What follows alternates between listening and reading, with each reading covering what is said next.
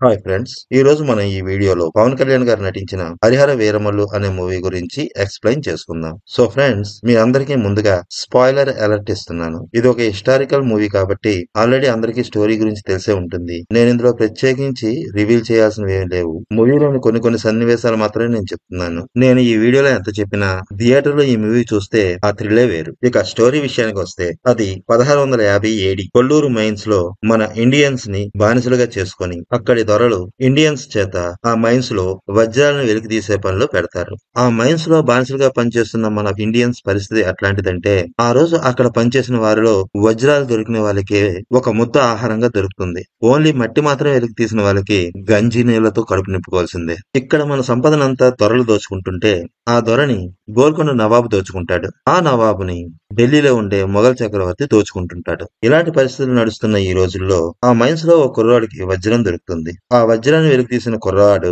ఎంతో సంతోషంగా దాన్ని చూస్తూ ఉంటాడు. దాన్ని పసిగట్టిన తన తోటి కూలీలు ఆ పిల్లాడి దగ్గర వజ్రాన్ని లాక్కోడానికి ప్రయత్నిస్తారు. ఆ పిల్లాడు వాళ్ళ దగ్గర నుంచి తప్పించుకొని దూరంగా పనిచేస్తున్న వాళ్ళ నాన్నని పిలుస్తాడు. ఆ పిల్లాడిని కాపాడడానికి వాళ్ళ నాన్న పరిగెత్తుకుంటూ వస్తుంటాడు. ఈ లోపుగానే ఆ పిల్లాడి చేతిలో ఉన్న వజ్రాన్ని అక్కడ వేరే వాళ్ళు లాక్కొని ఆ పిల్లాడిని కొట్టి అక్కడి నుంచి వెళ్ళిపోతారు. పాపం ఆ రోజు కూడా ఆ పిల్లాడికి ఆహారంగా గంజి నీళ్లే దక్కుతాయి. కానీ ఆ పిల్లాడి దగ్గర వజ్రం లాక్కున్న వాడికి మాత్రం ఓ ముద్ద ఆహారంగా దొరుకుతుంది. ఆ ముద్దను తింటున్న కూలీ వైపు ఆ కుర్రోడు చూసి బాధగా వాళ్ళ నాన్నతో ఇలా అంటాడు: ఇక్కడ మన ప్రాణాలకు విలువ లేదా నాన్న? ఇక్కడ మనల్ని ఎంతగా హింసిస్తున్నారు, అంతేకాకుండా మన కష్టాన్ని కూడా దోచుకుంటున్నారు అని అంటాడు. ఆ మాటలకి ఆ పిల్లాడి నాన్న, ఇక్కడ ఉన్నోడు ఎప్పుడు లేనోడిని దోచుకుంటూనే ఉంటాడు. ఇలా దోచుకునే దొంగ దొరల పని పడడానికి ఆ పైన ఉన్న భగవంతుడు ఎవరో ఒకరిని పంపిస్తాడు అని చెప్తాడు. ఈ రోజు అక్కడ చాలా విపరీతంగా వర్షం పడుతూ ఉంటుంది. వరదలు ఉధృతమవుతాయి.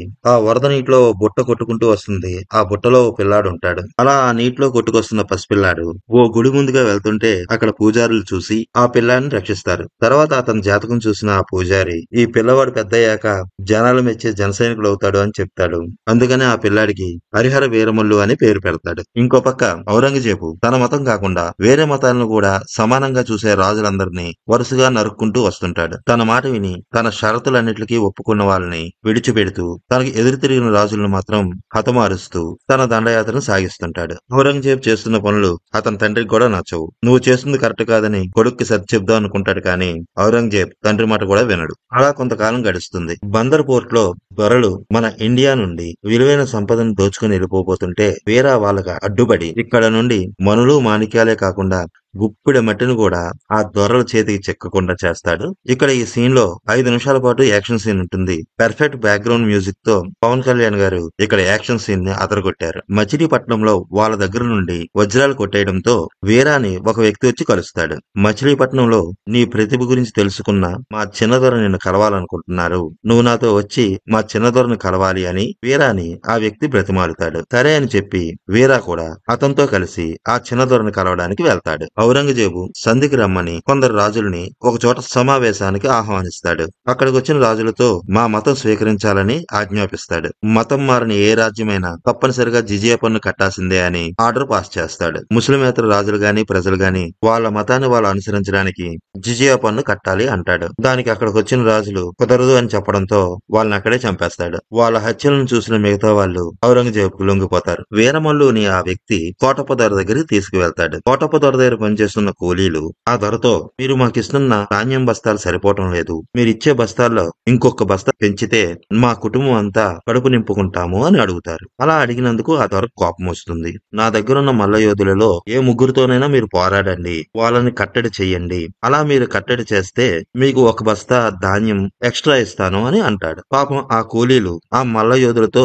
పోరాడలేకపోతారు. వాళ్ళ చేతిలో చావు దెబ్బలు తింటారు. దాంతో భయపడి మేము వాళ్ళతో పోరాడలేము, ఎక్స్ట్రాగా మాకు ఏ బస్తాలు అక్కర్లేదు, మీరు ఎంత ఇవ్వాలనుకుంటున్నారో అంతే ఇవ్వండి అని ఆ దొరని బ్రతిమాలుకుంటారు. దొర మాత్రం మాటంటే మాటే, మీరు ఖచ్చితంగా నా దగ్గర ఉన్న వాళ్ళతో పోరాడి వాళ్ళని కట్టడి చేయాల్సిందే, అలాగైతేనే మీకు ధాన్యం బస్తాలు ఇస్తాను అని అంటాడు. ఇదంతా అక్కడే ఉండి చూస్తున్న వీరమల్లుకి చాలా కోపం వస్తుంది. నేను కూడా వీళ్ళతో కలిపి పోరాడొచ్చా అని అడుగుతాడు. ఎవర్రా నువ్వు అని ఆ దొర అడుగుతాడు. నేను వాళ్ళ మనిషినే, ఎవరు గెలిస్తే వాళ్ళకి బస్తాలు ఇస్తానన్నారు కదా, నేను జనం జట్టు ఆడుతాను అని అంటాడు. పక్కనే ఉన్న భటుడు వీరాకి తన చేతిలో చేతిలో ఉన్న బల్లెం చూపిస్తూ త్వరతోనే తలెత్తి మాట్లాడుతున్నావురా, ముందు తల దించు అని అంటాడు. వీరా కూడా తల దించుకుని ఆ దొరతో నన్ను కూడా ఆడమంటారా అని అడుగుతాడు. దొర కూడా సరే అయితే ఆడు అని అంటాడు. అప్పుడు వీరమల్లు అక్కడున్న ప్రజలతోని ఇక్కడ వేల బస్తాలున్నాయి, పదండి వీళ్ళతో పోరాడదాం, ఆ బస్తాలని మనవైపోతాయి అంటాడు. అక్కడున్న కూలీలు ఎవరు కూడా అక్కడి మల్ల యోధులతో పోరాడడానికి సిద్ధపడరు, భయపడిపోతారు. దాంతో వీరమల్లు నేనొక్కడనే మీ వాళ్ళందరితోని పోరాడతాను అంటాడు. దొర కూడా సరే అంటాడు. వాళ్ళని గాని ఓడిస్తే ఇక్కడున్న ధాన్యం బస్తాలన్నీ ఇచ్చేస్తానని చెప్తాడు. వీరమల్లు వాళ్ళందరితోని చాలా వీరోచితంగా పోరాడి చివరికి గెలుపు సాధిస్తాడు. దొర తన దగ్గరున్న బస్తాలన్నీ వీరమల్లుని తీసుకోమంటాడు. తనకి అక్కడున్న బస్తాలేవి అక్కర్లేదని వాటిని ఈ ప్రజలకే ఇచ్చేయండి అని అక్కడున్న కూలీలకి ఇప్పించేస్తాడు. మరి నీకేం కావాలి అని ఆ దొర అడుగుతాడు. దొరగారి కళ్ళలోకి చూడాలి అని వీరమల్లు అతనితో అంటాడు. సరే చూడు అని ఆ దొర అంటాడు. నేను కాదు, ఇక్కడున్న ప్రజలందరూ చూడాలి, దొరకి కాలే కాదు తల కూడా ఉందని తెలియాలిగా అంటాడు. అతనన్న ఆ మాటలకి ఆ దొర విస్తుపోయి అలాగే చూస్తూ ఉంటాడు. దొర పక్కనే ఉన్న చిన్న దొర కూర్చుని ఉన్న కూలీలందరినీ అరే ఇక్కడి నుంచి లెగవండి అంటాడు. అప్పుడు అక్కడున్న కూలీలందరూ లేచి నిలబడి తలెత్తి దొర కళ్ళల్లోకి చూస్తారు. ఈ సీన్ ఇక్కడ చాలా బాగుంటుంది. బ్యాక్గ్రౌండ్ మ్యూజిక్ కూడా చాలా బాగుంది. వీరమల్లు ఆ దొరతో మాట్లాడుతూనే దొర పక్కన నిల్చున్న పంచమిని చూస్తాడు. పంచమి కూడా వీరమల్లుని అదోలా చూస్తది. అలా వీళ్ళిద్దరూ ఒకరికొకరు సైట్ కొట్టుకుంటారు. ఆ రోజు రాత్రి దొర బంగ్లాలోనే వీర విశ్రాంతి తీసుకోవడానికి ఏర్పాట్లు చేస్తాడు. ఆ దొర ఆ రోజు రాత్రి వీర పంచమికి ప్రపోజ్ చేస్తాడు. పంచమి అతనితో నేనొక అనాథనని, దేవదాసీల దగ్గర పెరిగానని, ఈ దొర ఆ దేవదాసీలకి బోల్డంత డబ్బిచ్చి నన్ను ఇక్కడికి తీసుకొచ్చాడని, ఇక్కడ నేను ఇతనితో అడ్జస్ట్ కాలేకపోతున్నానని, నన్ను ఇక్కడి నుంచి తప్పించమని వీరమల్లుని అడుగుతుంది. వీరమల్లు సరే అని ఆమెతో అంటాడు. తరువాత వీరమల్లు దొర సీక్రెట్ గా ఓ గదిలో సమావేశం అవుతారు. పెద్ద దొర వీరమల్లుతో ఇలా అంటాడు. కృష్ణా తీరం గనుల్లో ఎంతో కష్టపడి మేము వజ్రాలు సేకరిస్తున్నాము. చిన్నపాటి వజ్రాలు మా మొహాన్న కొట్టి పెద్ద పెద్ద వజ్రాలన్నీ కూడా కుతుబ్ షాహీ తీసుకుపోతున్నాడు. పేరుకే ఇక్కడ పెత్తనం మాది గాని ఫలితం అంతా వాళ్ళకి ఇవ్వాల్సి వస్తుంది.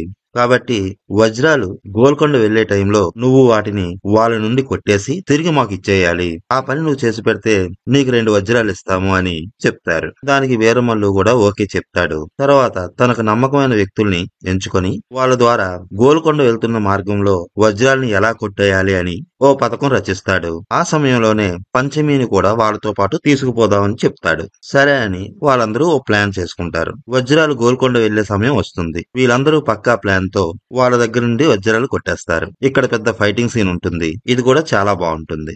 తీరా గోల్కొండ కుతుబ్ షాహీ వాళ్ళ సైన్యంతో పోరాడి వజ్రాలన్నీ చేజిక్కించుకొని పంచమిని కూడా తనతో పాటు తీసుకెళ్లిపోదాం అనుకున్న సమయంలో పంచమి వీరమల్లుకు మోసం చేస్తుంది. వీరమల్లుని దొంగ దెబ్బ తీసి వజ్రాలతో అక్కడి నుంచి ఆమె పారిపోతుంది. వీర కుతుబ్ షాహీ సైన్యానికి దొరికిపోతాడు. వాళ్ళు అతన్ని బంధించి గోల్కొండ నవాబు ఎదుట నిల్చోబెడతారు. గోల్కొండ నవాబు వీరమల్లుని ఏమీ అనకుండా అతనుకు పని అప్పచెపుతాడు. అదేంటంటే కోహినూర్ వజ్రం ఢిల్లీలో ఉన్న షాజహాన్ దగ్గర ఉంది, దానిని నువ్వు తిరిగి ఇక్కడికి తీసుకురావాలి అని.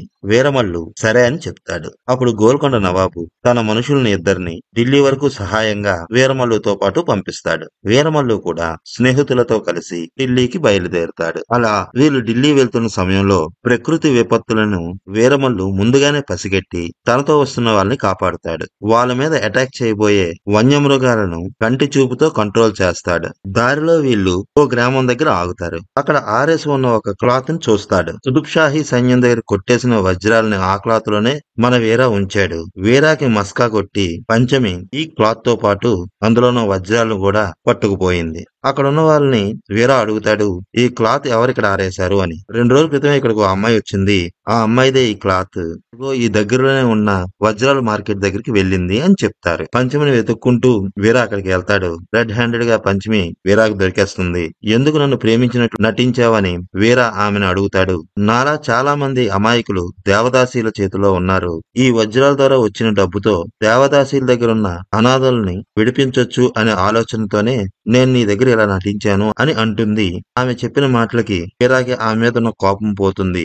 సరే పద అంటూ తనతో పాటు ఆమెను కూడా ఢిల్లీ వైపు తీసుకువెళ్తాడు. కొద్ది దూరం వెళ్లిన తర్వాత దారిలో వీళ్ళకి ఒక చిన్న పిల్లాడు ఎదురవుతాడు. తాగడానికి మంచినీళ్ళు అడుగుతాడు. వీళ్ళ దగ్గర ఉన్న నీళ్లు ఆ పిల్లాడికి ఇవ్వగానే ఆ వాటర్ బాటిల్ పట్టుకొని అతను ఊర్లోకి పరిగెడతాడు. అతను వెనకాతలే మన వీరమల్లు అతని స్నేహితులు కూడా వెళ్తారు. ఆ ఊర్లోకి వెళ్లిన తర్వాత గాని అర్థం కాదు, ఆ ఊరు ప్రజలు తినడానికి తిండి, తాగడానికి నీళ్లు లేక చాలా ఇబ్బందులు పడుతున్నారని. ఈ విషయం తెలియగానే వీరమల్లు తన దగ్గర ఉన్న ఆహార నిల్వలన్నీ అక్కడి ప్రజలకు పంచిపెట్టేస్తాడు. ఆ ఊరి ప్రజలందరూ చాలా సంతోషిస్తారు. తమకింత సాయం చేసిన వీరమల్లుకి ఆ దేవుడు ఎప్పుడు అండగా ఉంటాడని ఆశీర్వదిస్తారు. తర్వాత వాళ్ళందరూ అక్కడి నుంచి ఓ అడవి లాంటి ప్రదేశం దగ్గరికి వెళ్తారు.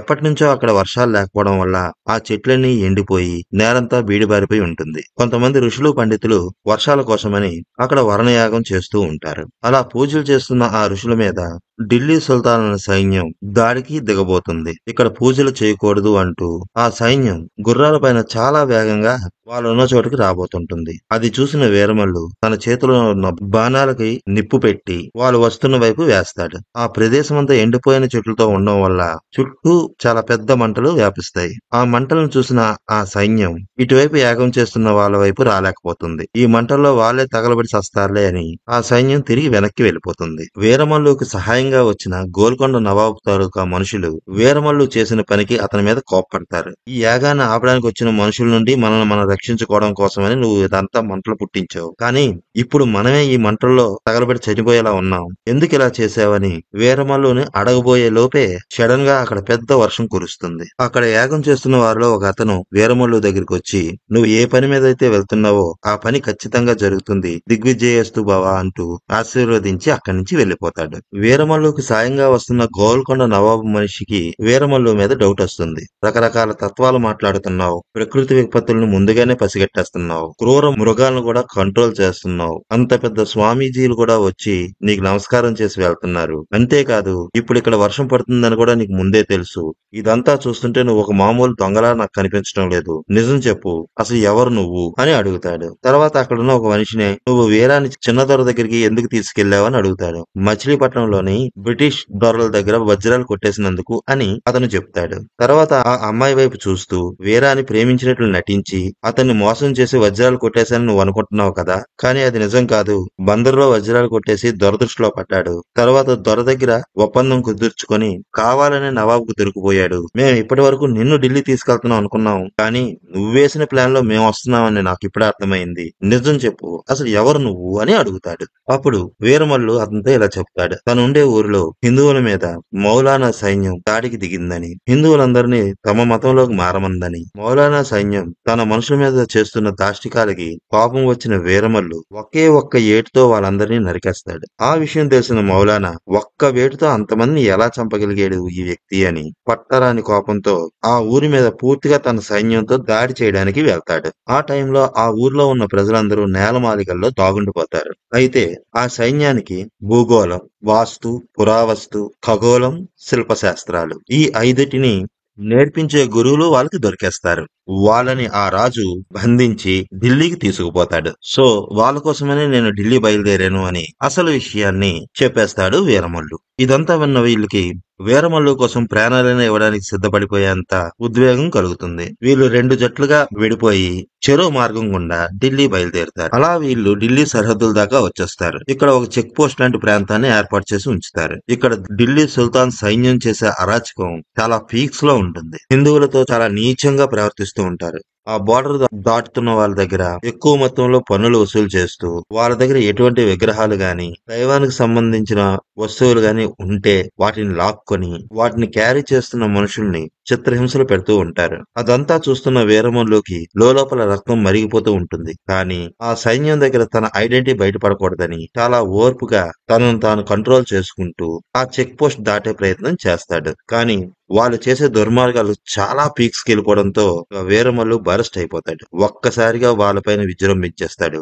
ఉప్పెనలా వాళ్ళ మీద పడి పోరాడతాడు. అవతల పక్క నుంచి సైన్యం ఇతని మీదకి వస్తూనే ఉంటుంది. అందరితోని ఒక్కడే అలా పోరాడుతూనే ఉంటాడు. వాళ్ళతో పోరాడుతున్న వీరమల్లు చాలా అలసిపోతాడు. ఒక పక్క వాళ్ళ చేతుల్లో దెబ్బలు తింటూనే గాయాల పాలవుతూనే మరో పక్క వస్తున్న సైన్యంతో పోరాడుతూ ఉంటాడు. అక్కడ వందల కొద్దీ హిందువులు ఉంటారు. చుట్టూ నిలబడి చూస్తూనే ఉంటారు తప్ప ఒక్కరు కూడా ధైర్యం చేసి వీరమల్లుకి సాయం చేయాలనుకోరు. ఇదంతా చూస్తున్న ఓ పాపకు మాత్రం చాలా కోపం వస్తుంది. చుట్టూ నిలబడి చూస్తున్న ఆ జనాలను ఉద్దేశించి ఒక్కడు తలపడుతుంటే చేతకాని దద్దమ్మలాగా మీరందరూ చూస్తున్నారా? స్వజాతి కోసం, స్వధర్మం కోసం తిరగబడిన బ్రతుకు చావుతో సమానం కదా.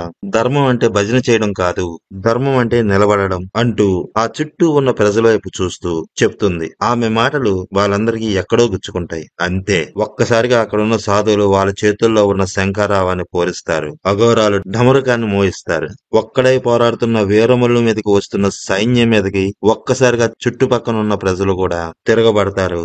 మొత్తం అక్కడున్న చెక్ పోస్ట్ ని నామరూపాలు లేకుండా చేసేస్తారు. ఈ సీన్ ఇంచుమించుగా 15 నిమిషాలు ఉంటది. ఈ 15 నిమిషాలు మాత్రం మన కళ్ళను స్క్రీన్ మీద నుంచి పక్కకు అస్సలు జరపలేం. ఈ సీన్ లో అయితే నేను పూర్తిగా ఇన్వాల్వ్ అయిపోయాను. ఫ్రెండ్స్, నిజంగా చెప్తున్నాను, గూప్స్ బంప్స్. ఈ సీన్ లో మాత్రం రోమాలు నిక్కబొడుచుకున్నాయి. చివరిగా వీరమల్లు ఒక సైనికుని మాత్రం వదిలేస్తాడు. గాయపడిన ఆ వ్యక్తి జరిగిన విషయాన్ని ఔరంగజేబుకు చెప్తాడు. ఎంతమంది ఈ పని చేశారు అనగానే ఒకే ఒక్కడు అని అంటాడు. ఆ మాట వినగానే ఔరంగజేబు ముందు ఆశ్చర్యపోతాడు. అతను ఎలా ఉంటాడు అని ఆ వ్యక్తిని అడుగుతాడు. వాడి చేతి మీద త్రిశూలం, డమరుకం గుర్తులున్నాయని చెప్తాడు.